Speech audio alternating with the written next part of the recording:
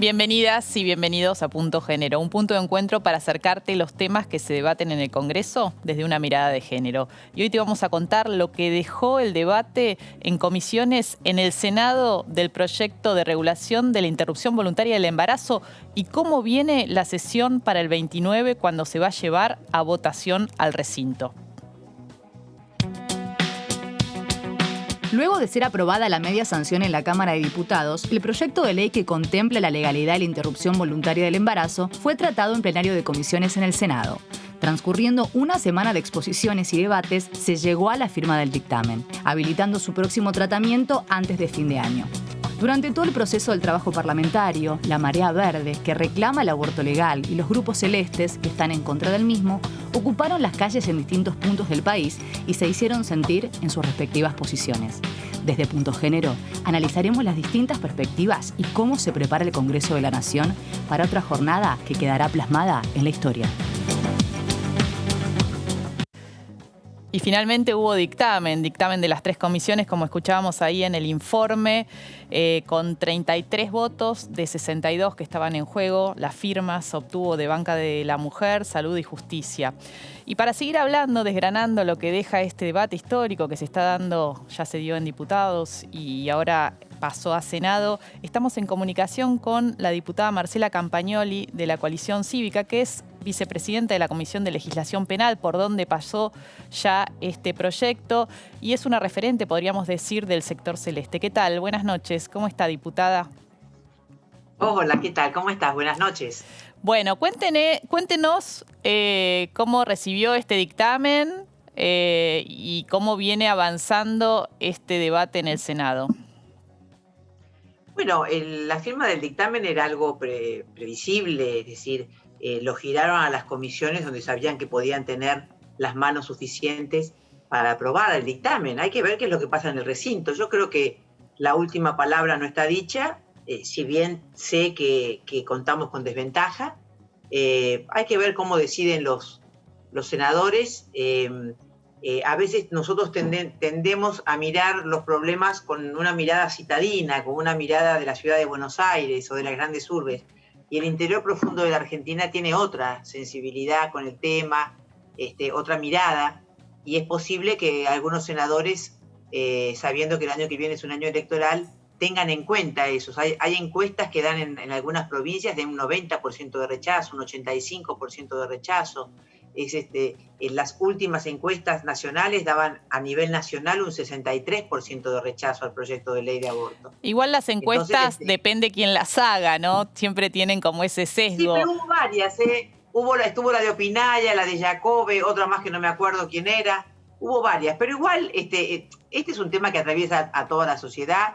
Ya dimos el debate en el 2018. Esta vez yo creo que el debate fue, si bien fue muchísimo más corto, fue con mucho nivel y con mucha educación. En el 2018, tal vez porque yo recién empezaba como diputada, pero yo me sentí muy violentada, es decir, había mucha violencia en la calle, a los que pensaban distinto, mismo entre los diputados había chicanas.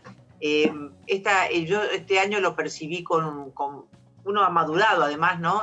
Pero percibí en las 4 presidentas de la Cámara, de las comisiones y en las vicepresidentas que participamos, inclusive en el presidente de la Cámara, una actitud mucho más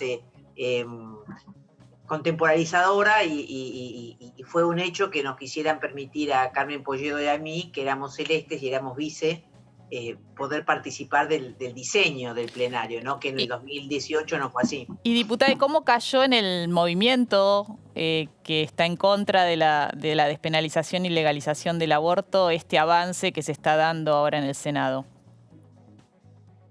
No, obviamente que, como te decía al principio, sentimos que no está dada la última palabra, es decir, seguimos trabajando. ¿Y cómo están trabajando? Yo veía en estos días esta semana que terminó, algunos afiches, sobre todo en la ciudad de Buenos Aires, que decían aborto legal es para terminar con un bebé con síndrome de Down. Y en realidad no tiene que ver con eso. Uno a veces ve que hay como, se intenta instalar información falsa, lo que uno dice fake news, para generar emocionalmente, bueno, algún tipo de reacción. ¿Cómo están trabajando ustedes frente a este debate? Digo, para hablar en términos de información veraz.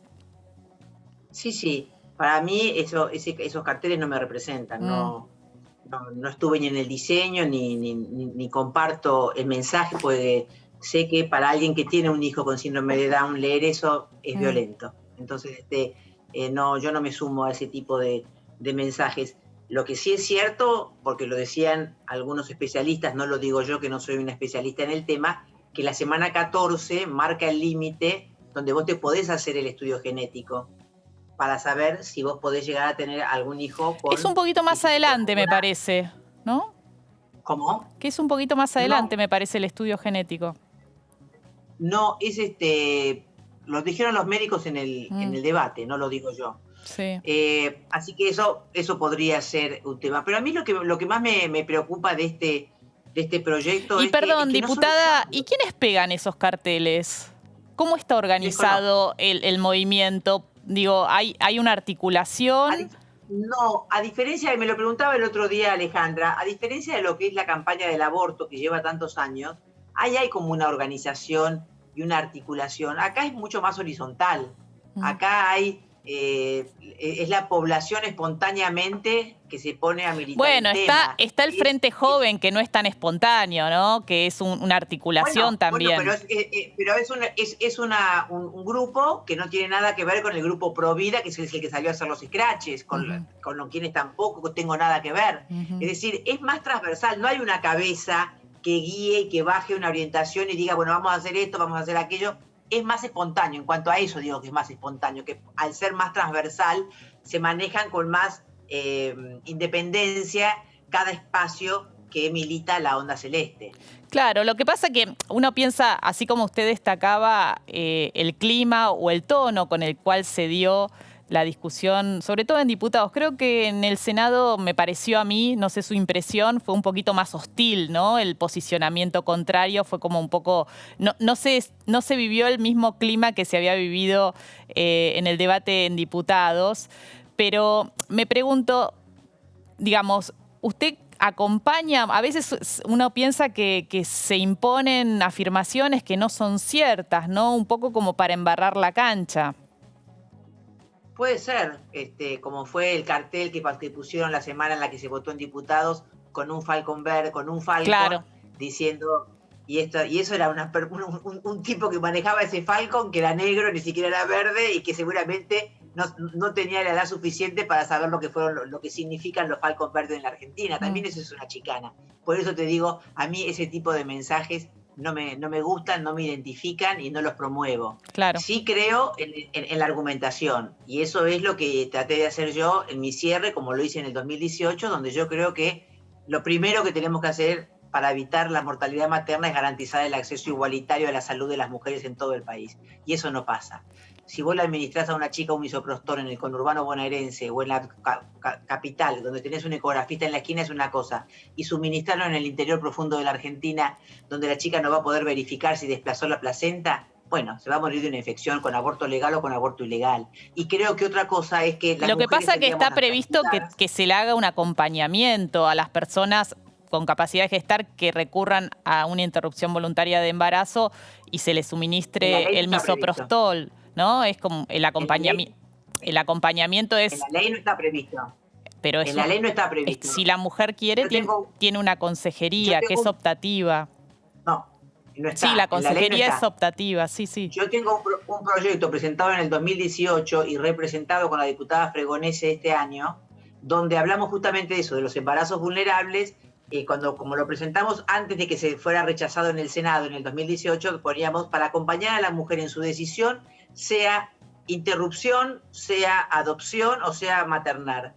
Consejerías interdisciplinarias, información, porque hoy hay muchísima información que esa mujer vulnerable que tanto dicen defender no tiene acceso, no está al tanto de todos los beneficios que puede tener una mujer embarazada o transitando un embarazo, o por eso que decíamos en los EBATES, en los test de embarazo, poner el 0800 que sea un número, que sea el mismo número que hay hoy en el Ministerio de Salud, pero con otro interno, para poder dar información, para generar una red de información en todo el país. Entonces, esta ley tampoco dice nada de las mujeres que son obligadas a abortar por sus parejas, como Kiara Páez, que murió defendiendo el hijo que llevaba dentro y que es la inspiradora Ni Una Menos. Sí, la idea es que cada una pueda decidir, ¿no? En libertad. Diputada, sabemos que estaba con poco tiempo, pero quiero hacerle una preguntita más, aprovechándome de su generosidad.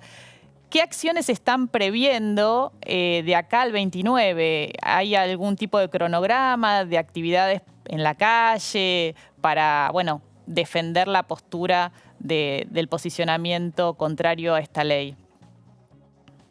No, por lo menos yo no estoy en ninguna organización de ese tipo.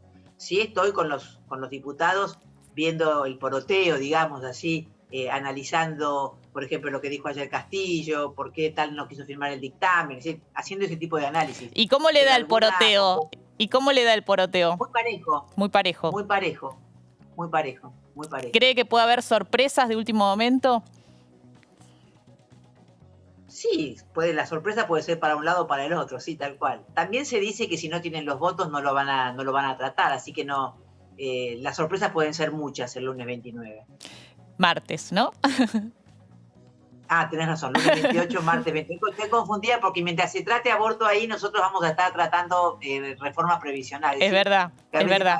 Que hay cortinas de humo para no ver determinadas cosas que también se tratan mientras se trata de algo tan importante para el país, ¿no? Bueno, muchísimas gracias, diputada, por su tiempo, ¿eh? No, gracias a ustedes por haberme llamado. Que tengan un buen fin de semana y si no volvemos a hablar, que tengan una excelente Navidad, un buen año nuevo y que el 2021 nos encuentre a los argentinos trabajando juntos para sacar el país adelante de verdad, desde cualquier punto. Es algo que le pido siempre al presidente de la Nación, de pararnos en las coincidencias y achicar las diferencias para sacar el país adelante. Bueno, muchísimas gracias y lo mismo para usted. Felicidades. Hasta luego. Bueno, vamos a ver algunas placas de lo que tiene que ver con quienes firmaron el dictamen, ¿no? Los números del dictamen. Fijémonos. Las firmas por comisión de la banca de la mujer, la mitad apoyó este dictamen. De los 28 integrantes, 14 firmaron a favor del proyecto que envió el gobierno al Congreso para regular la interrupción voluntaria del embarazo hasta las primeras 14 semanas de gestación, ¿no? Recordemos y que después lo que ya rige en el Código Penal, que es cuando corre riesgo la vida o la salud de la mujer, o en casos de violación. En la Comisión de Salud obtuvo 10 firmas de 17 y en la Comisión de Justicia 9 sobre 17. Y vamos a ver ahora también un cortecito de Pedro Brailar Pocar, que es un senador del PRO, que esto decía en su intervención durante la plenaria de comisiones. Y partiendo de la base de que mi convicción es contraria al proyecto, lo he dicho, lo digo y lo diré mientras no me demuestren científicamente de que ese ser en gestación no es persona, mi posición no va a cambiar. Y lo digo esto por una cuestión de honestidad intelectual. Pero alerto sobre dos temas. Realmente estoy sorprendido por la carga enorme de responsabilidad que esta media sanción, en caso de ser ley, impone a los profesionales de la salud. Y voy a los hechos concretos como trato de señalar siempre. En todos los casos que se han registrado, que han generado, producidos por alguna controversia en temas como este, han terminado imputados, procesados o condenados profesionales médicos. Y son los grandes ausentes muchas veces los magistrados. Entonces creo que debemos revisar esa postura, sobre todo cuando en este momento ese sector se encuentra particularmente sometido a una tensión tremenda, al riesgo de su vida todos los días. Conozco porque tengo familiares y amigos médicos y sé, y los he visto a más de uno contagiarse y he visto a alguno morir. Creo que agregarles otra enorme preocupación como esta, sinceramente, me parece totalmente inadecuado. Bueno, ahí veíamos la intervención del senador por Corrientes, que marca un tema que en realidad lo da un poco vuelta, porque él dice los médicos que han intervenido en casos supuestamente de abortos terminan con demandas o con causas en la justicia, y en realidad quienes han sido denunciados no son aquellos que realizan prácticas que están garantizadas, que son legales. Ninguna mujer a quien le hacen un aborto denunció un aborto que pide, que solicita, que ella quiere.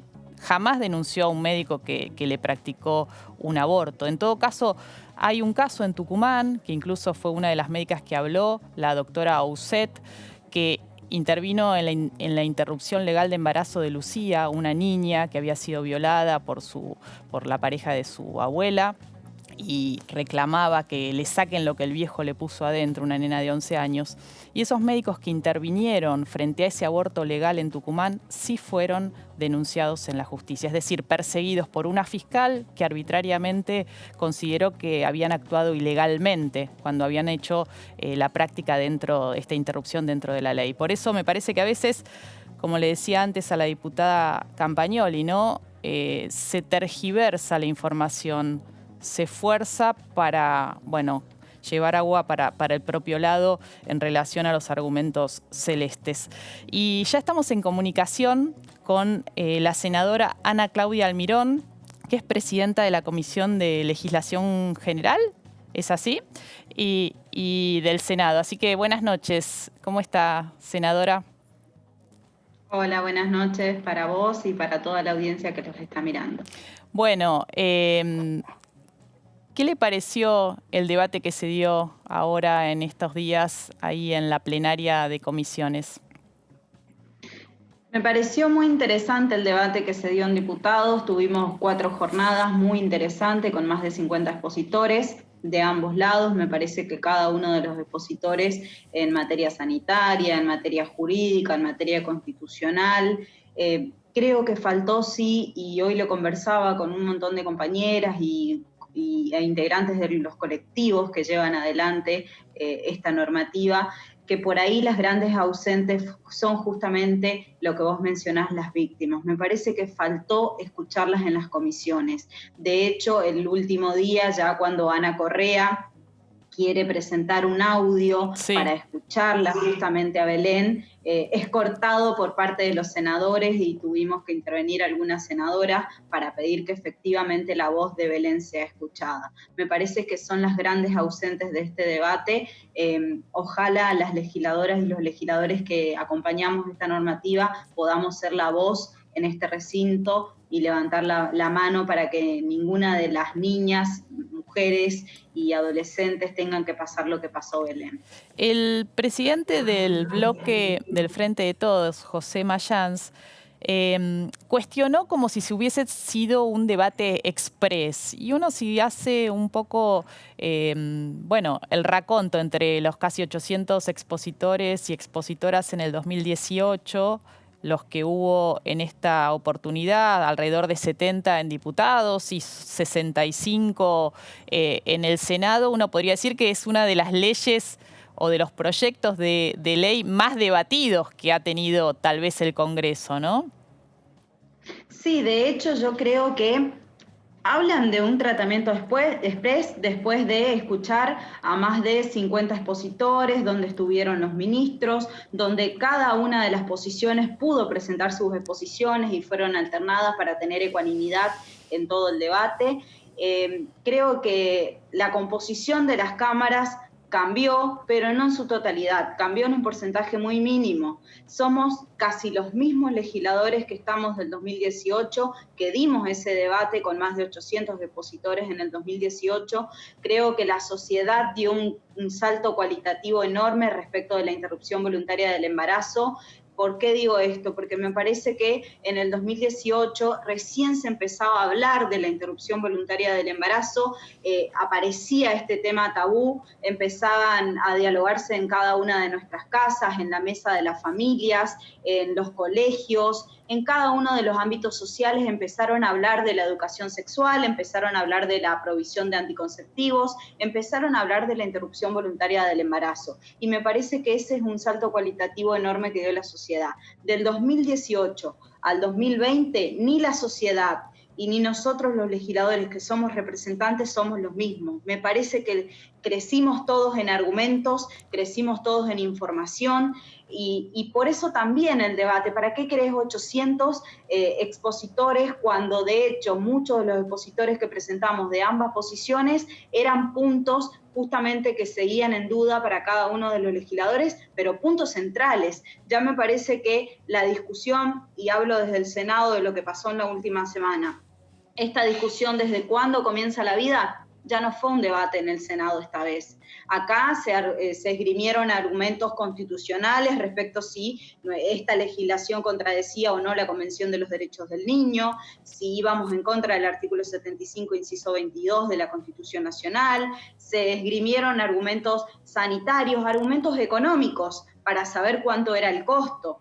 Esto que recién yo te escuchaba, que es mucho más económico llevar hoy adelante una interrupción voluntaria del embarazo, que hoy, por los avances, se realiza ya casi de manera medicamentosa, claro. Se realiza sin ocupar camas en los hospitales, en las clínicas, y se realiza quizás en los domicilios con un acompañamiento por parte del sistema sanitario. Y me parece que las discusiones se basaron en esos puntos centrales, y también tenemos que decir, y me parece importante resaltarlo, que va de la mano con lo que hoy se dictaminó también en el Senado, que es el proyecto de los 1000 días.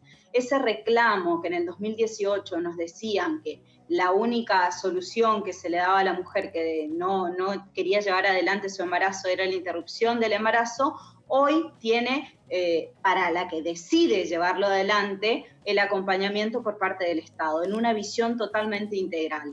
Senadora, usted recién mencionaba que uno de los puntos en debate tenía que ver o tuvo que ver con qué dice la Convención Internacional de los Derechos del Niño en relación a este tema. Y una de las intervenciones que a mí me resultó de las más interesantes, que ya había estado en diputados, es el de Luis Pedernera, ¿no? El presidente del Comité de Derechos del Niño de la ONU, que esto nos decía, le invito a mirarlo juntas, a recordar ese momento.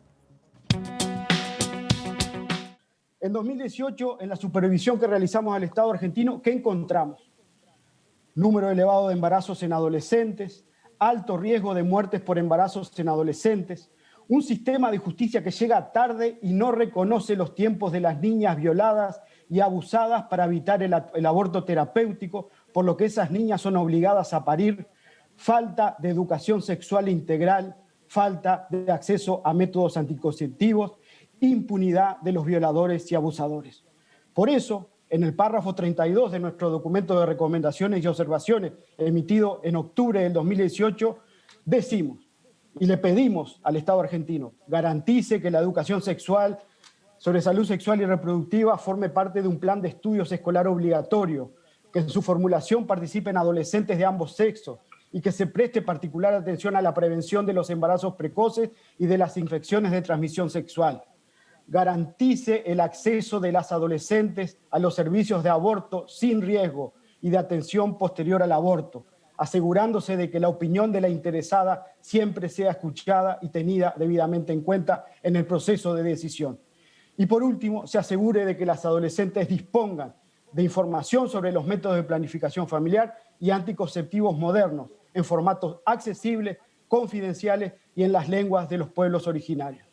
La ley que está en discusión, por lo tanto, está alineada con las recomendaciones que el Comité le formuló en 2018 al Estado argentino, justo unos meses antes de que el Senado, en su anterior composición, hiciera naufragar un proyecto de similares características.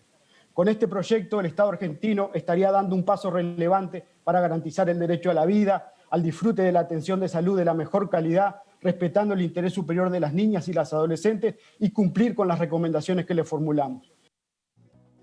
Bueno, ahí estaba clarísimo, ¿no? Pedernera hablando del alcance y de las obligaciones que tiene el Estado argentino en virtud de cumplir con lo que dice la Convención y las recomendaciones del comité que hace el seguimiento. Me quedé pensando en una de las declaraciones que hizo la senadora Beatriz Mirkin de Tucumán, que ella comentó que se tuvo que venir a Buenos Aires por las presiones que está recibiendo, cerca de 900 correos exigiéndole que vote en contra de esta ley. ¿Están recibiendo muchas presiones? ¿A usted también le está pasando? Sí, la verdad es que estamos recibiendo más de 1000 correos diarios, sobre todo por parte de quienes se oponen a esta normativa para que nosotros definitivamente no sancionemos. Ya lo he vivido en el 2018. Yo particularmente debo decir que en el 2018 hubo una presión muchísimo más fuerte, donde hasta llegaban a amenazarnos con violarnos a muchas de las legisladoras, violarnos y hacernos abortar luego, como si muchas de las legisladoras no fuéramos madre y no entendiéramos de qué se tratara. De hecho, yo opino que esta normativa ni siquiera es para nosotras, sino para las generaciones futuras. Cada uno de los legisladores que van a emitir su voto el día 29 no están votando para sí, están votando para las generaciones futuras, seguramente para sus hijas, hijos o para sus nietos o nietas, ¿no es cierto? Me parece que estamos hablando de las generaciones futuras. Y ahí me permito, vos hablas de la senadora Mirkin y acabo de ver el video también del legislador Peladía Pocar, que es de mi provincia, de la provincia de Corrientes. Y la verdad es que yo también mencionaba, bueno, el gobierno en una visión integral presenta este proyecto, también lo complementa con el proyecto de 1000 días para aquella mujer que sí decide llevar adelante el embarazo, en una visión integral, en una visión jurídica, porque permite la despenalización de lo que hoy sucede para muchas de las mujeres, es lo que le ocurrió justamente a Belén en este sentido, por eso se despenaliza el aborto también para las mujeres, en una visión, si se quiere, económica, porque tanto nos hablan del costo que lleva adelante, bueno, el sistema sanitario se va a descomprimir, a contrario sensu de lo que muchos manifiestan. Me parece que en esa visión integral también está esto que menciona el intérprete de la Convención de los Derechos del Niño, porque estamos cumpliendo con los tratados internacionales que el Estado argentino se comprometió en realizar, porque también hay recomendaciones que le hacen los organismos internacionales al gobierno nacional de dictar esta normativa. Y en esa visión integral quiero hablarte de las niñas que son embarazadas. Nosotros en Argentina y sobre todo, vaya la paradoja, muchos de los legisladores que se oponen a esta normativa, si uno mira el mapa de lo que sucedió en diputados y también de lo que pasa en el Senado, muchos de los legisladores que se oponen son de las provincias del norte. Y en las provincias del norte es donde más alta tasa de mortalidad infantil, de mortalidad materna, de abuso sexual intrafamiliar tenemos en nuestras provincias justamente. E incluso de internaciones, senadora, disculpe, incluso de internaciones por complicaciones de aborto. Salta es la que tiene la tasa más alta y sigue Formosa, creo que es la segunda. Le quería preguntar, hablando puntualmente de la sesión del 29, ¿no? ¿Cómo vienen los votos? ¿Están los votos para convertir este proyecto en ley finalmente? Hoy podríamos decir que estamos sumamente parejos. Yo creo que a partir del dictamen del día de ayer es el trabajo día a día. Algunos, yo hoy lo mencionaba, los vemos como un verde clarito. Creo que también el complemento de este proyecto de los 1000 días hace que muchos legisladores hoy puedan acompañar esta normativa. Se está dialogando con cada uno de los senadores, incluso con aquellos que públicamente mencionaron su negativa a esta normativa o acompañarla. Creo que de acá al 29 hay una tarea ardua y es el voto a voto para que esto efectivamente se convierta en ley. Bueno, muchísimas gracias, senadora. Bueno, muchas gracias a ustedes. Ojalá que cada una de las legisladoras, sobre todo las legisladoras, yo decía en 1921, cuando se despenalizó, se realizó por causales la interrupción voluntaria legal del embarazo, fueron hombres que votaron. Ojalá que hoy que somos mujeres, que estamos empoderadas, que las mujeres cumplieron un rol en la sociedad, que crecieron en derechos, también entendamos que esto se trata del rol de la mujer en la sociedad. No nos quedemos en el ostracismo. vayamos adelante con lo que está pasando a nivel mundial, con lo que pasa a nivel nacional y que todavía se niegan a reconocer los derechos de las mujeres, porque esto se trata de las mujeres, de su autonomía, de su libertad y la decisión de su salud sexual y reproductiva. Muchas gracias. Muchas gracias, senadora. Vamos a ver cómo sigue en estos últimos días hasta llegar a la sesión del 29. Va a haber presiones de un lado y del otro. Se van a hacer las cuentas, el famoso poroteo. Esperemos que se cuente esta vez, ¿no? Este año con los votos necesarios para que finalmente sea ley. Y a todos ustedes que están del otro lado, les deseo muy feliz Navidad, ¿no? Que pasemos esta Navidad en pandemia cuidándonos, pudiendo celebrar y deseando que pronto termine el año y empecemos un 2021, bueno, con mejores perspectivas de lo que ha sido este. Buena Navidad. Hasta luego.